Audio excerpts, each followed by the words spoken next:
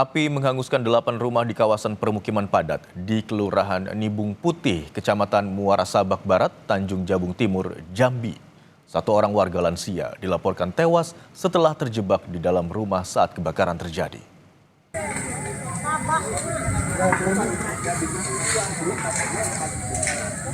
Dinas Pemadam Kebakaran mengerahkan 9 personel dan 1 unit mobil damkar untuk memadamkan api.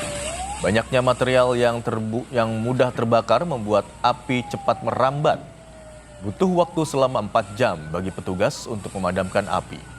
Api diduga berasal dari korsleting listrik dan penyebab kebakaran kini dalam penyelidikan polisi.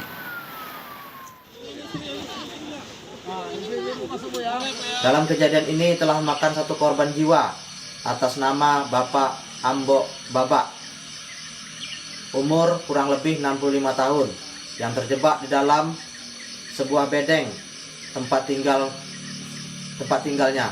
Hasil koordinasi, kami damkar bersama pihak kepolisian melakukan evakuasi jenazah ke mobil ambulan untuk selanjutnya dibawa ke Rumah Sakit Nurdin Amzah.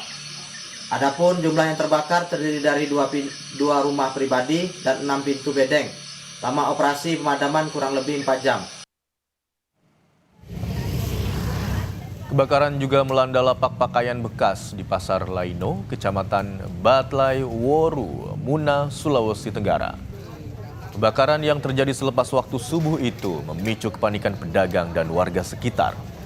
Api diduga berasal dari salah satu kios penjual sepatu di ujung blok yang merambat cepat karena material dagangan yang mudah terbakar seperti kain dan karet. Para pedagang berusaha menyelamatkan sisa barang dagangan ke tempat yang lebih aman.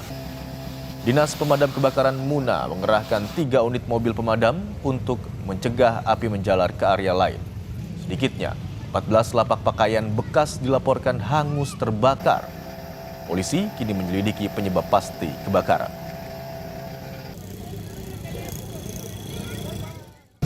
Habis sholat subuh Pak, 4:30 itu. Turun sholat subuh. Ini awalnya apinya dari mana? Dari ujung sana, belakang. Toko ya, kios-kios ya? Kios. Kios apa dia Mas? Sama Pak, RP penjualan. Berapa unit ini Mas? Banyak Pak, ini sekitar 13, 14.